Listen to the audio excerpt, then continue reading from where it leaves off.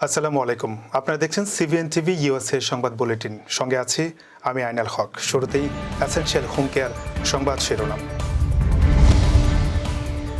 Hurricane হেলেনের তাণ্ডবে যুক্তরাষ্ট্রে মৃতের সংখ্যা ছাড়ালো 128।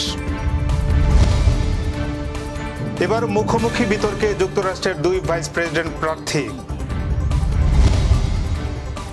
বিএনপির ডাক্তার শাহাদাতকে চোষেকের মেয়র ঘোষণা। এবং কাজে না ফেরা পুলিশ সদস্যদের আনা হচ্ছে আইনের আওতায়। শুনছিলেন সংবাদ শিরোনাম, এবার বিস্তারিত। হারিকেন হেলেনের তাণ্ডবে যুক্তরাষ্ট্রের দক্ষিণ পশ্চিমাঞ্চলীয় অঙ্গরাজ্যে এ পর্যন্ত 128 জনের মৃত্যু হয়েছে। তবে মৃতের সংখ্যা 600 ছাড়াতে পারে বলে মার্কিন কর্মকর্তারা আশঙ্কা করছেন। মঙ্গলবার মার্কিন সংবাদ মাধ্যম CNN এক প্রতিবেদনে জানায়, ফ্লোরিডায় ক্যাটাগরি 4 হারিকেন হিসেবে আঘাত হানার পর 6টি অঙ্গরাজ্যে মৃতের সংখ্যা 128 জনে পৌঁছেছে। প্রতিবেদনে বলা হয়েছে, এই এলাকাগুলোর প্রায় 20 লাখ গ্রাহক এখনও বিদ্যুৎ বিচ্ছিন্ন অবস্থায় আছেন। অনেক পরিবার এখনও জানে না তাদের প্রিয়জনরা বেঁচে আছে কিনা। ঝড়ের তাণ্ডবে অঞ্চলগুলোর যোগাযোগ ব্যবস্থা সম্পূর্ণভাবে নষ্ট হয়ে গেছে। যুক্তরাষ্ট্রের দুই ভাইস প্রেসিডেন্ট প্রার্থী জেডি ভেন্স ও টিম ওয়ালস প্রথম টেলিভিশন বিতর্কে মুখোমুখি হচ্ছেন। মার্কিন জাতীয় রাজনীতিতে অপেক্ষাকৃত নতুন এই দুই ভাইস প্রেসিডেন্ট প্রার্থীর মধ্যে মঙ্গলবার একমাত্র বিতর্কটি হচ্ছে নিউ ইয়র্কের CBS টেলিভিশনের আয়োজনে। গেল সেপ্টেম্বরে কমলা হ্যারিস ও ডোনাল্ড ট্রাম্পের টিভি বিতর্কের পর এবার মুখোমুখি তাদের দুই রানিং মেট ভাইস প্রেসিডেন্ট প্রার্থী। মিনেসোটার গভর্নর টিম ওয়ালস ডেমোক্র্যাট আর ওহাইওর সিনেটর জেডি ভ্যান্স লড়ছেন রিপাবলিকান ভাইস প্রেসিডেন্ট প্রার্থী হয়ে। মার্কিন প্রেসিডেন্ট নির্বাচনে এটি শেষ বিতর্ক, তাই কমলা ও ট্রাম্পের দুই রানিং মেটের বিতর্ক দেখতে এখন মুখে আছেন মার্কিন জনগণ। এরই মাঝে নিজেদের মধ্যে তীব্র প্রতিদ্বন্দ্বিতা জমিয়ে তুলেছেন তারা। কথার লড়াইও একে অন্যকে ঘায়েল করছেন। সাবেক প্রেসিডেন্ট ডোনাল্ড ট্রাম্পের সুরেই ডেমোক্র্যাটদের আক্রমণ করে চলেছেন 40 বছর বয়সী ভেন্স। অপরদিকে ট্রাম্প ও ভেন্সকে ছেড়ে কথা বলছেন না কমলার সহযোগী 60 বছর বয়সী সাবেক শিক্ষক ওয়ালজও। চট্টগ্রাম সিটি কর্পোরেশন নির্বাচনের 3 বছর পর বিএনপির মেয়র প্রার্থী ডাক্তার শাহাদাত হোসেনকে মেয়র ঘোষণা করেছে আদালত। একই সঙ্গে আগামী 10 দিনের মধ্যে গেজেট প্রকাশের নির্দেশ দেওয়া হয়েছে। মঙ্গলবার দুপুরে নির্বাচনী ট্রাইব্যুনাল এবং যুগ্ম জেলা ও দায়রা জজ মোহাম্মদ খায়রুল আমিনের আদালত এই রায় দেন। এর আগে 2021 সালে নির্বাচনের ফলাফল বাতিল চেয়ে বিএনপির মেয়র প্রার্থী ডাক্তার শাহাদাত হোসেন মামলাটি দায়ের করেছিলেন। বাদীপক্ষের আইনজীবী অ্যাডভোকেট আশাদ হোসেন আসাতে জানান, চট্টগ্রাম সিটি কর্পোরেশন নির্বাচনের ফলাফল বাতিল চেয়ে ডাক্তার শাহাদাত হোসেনের দায়ের করা মামলায় তাকে মেয়র ঘোষণা করে রায় দিয়েছে আদালত। এদিকে তাৎক্ষণিক এক প্রতিক্রিয়ায় ডাক্তার শাহাদাত হোসেন বলেন, এই রায়ের মাধ্যমে প্রমাণিত হয় আইনের শাসন কায়েম হয়েছে। দেশে এতদিন বিচার বিভাগের স্বাধীনতা ছিল না। 2021 সালের 24 ফেব্রুয়ারি চট্টগ্রাম সিটি কর্পোরেশনের নির্বাচন অনুষ্ঠিত হয়। নির্বাচনে আওয়ামী লীগের প্রার্থী রেজাউল করিম চৌধুরীকে নির্বাচিত ঘোষণা করে গেজেট প্রকাশ করা হয়। পরে মেয়র পদে ঘোষিত ফলাফল এবং গেজেট বাতিল করে পুনর্নির্বাচন চেয়ে আদালতে মামলা করেন পরাজিত প্রার্থী শাহাদাত হোসেন। পুলিশের যেসব সদস্য এখনও কাজে যোগদান করেনি তাদেরকে আইনের আওতায় আনা হবে বলে জানিয়েছেন স্বরাষ্ট্র উপদেষ্টা মোহাম্মদ জাহাঙ্গীর আলম চৌধুরী।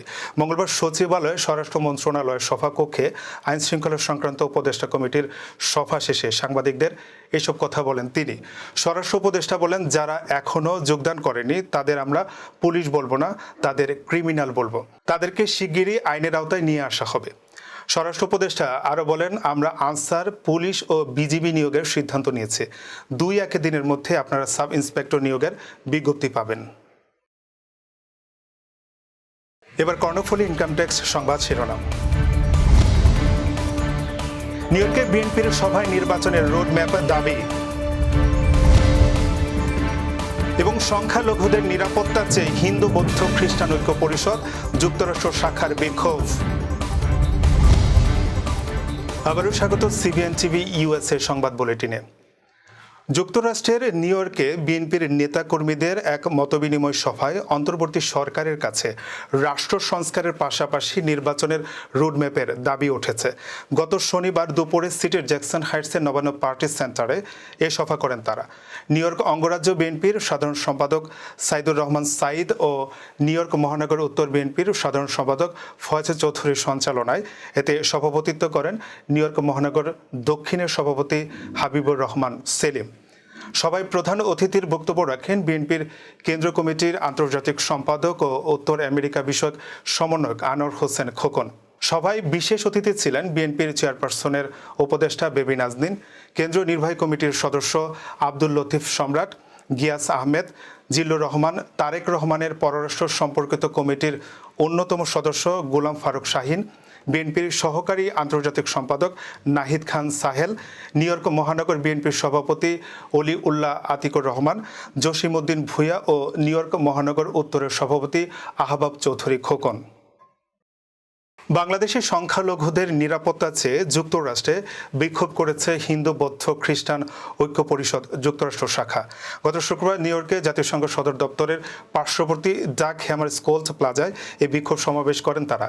এতে ইউনাইটেড হিন্দুস অফ ইউএসএ ও সনাতনী গীতা সোসাইটি সহ বিভিন্ন সংখ্যালঘু ধর্মীয় সংগঠনগুলো নিজ নিজ ব্যানার নিয়ে যোগ দেয়। সংগঠনের সাধারণ সম্পাদক দ্বিজেন ভট্টাচার্য ও যুগ্ম সম্পাদক বিষ্ণুগুপের সঞ্চালনায় এতে স্বাগত বক্তব্য দেন পরিষদের সভাপতি নবেন্দু দত্ত। এ সময় বক্তারা সংখ্যালঘু নির্যাতনকারীদের গ্রেফতার করে বিচারের আওতায় আনা ও ধর্মনিরপেক্ষ দেশ নিশ্চিত করার দাবি জানান তারা। সমাবেশে বক্তারা অভিযোগ করে বলেন, শেখ হাসিনা সরকার সহ অতীতের সব সরকারই দেশের সংখ্যালঘু নাগরিকদের সুরক্ষা দিতে ব্যর্থ হয়েছে। এমনকি প্রতিটি সরকারই বৈষম্যমূলক আচরণ করেছে। শত্রু সম্পত্তি আইন ব্যবহার করে সংখ্যালঘুদের জমি কেড়ে নিয়েছে। নির্বাচনী ইশতেহারে অঙ্গীকার করেও তাদের জন্য সংখ্যালঘু সুরক্ষা আইন পাশ না হওয়ার অভিযোগও করেন তিনি।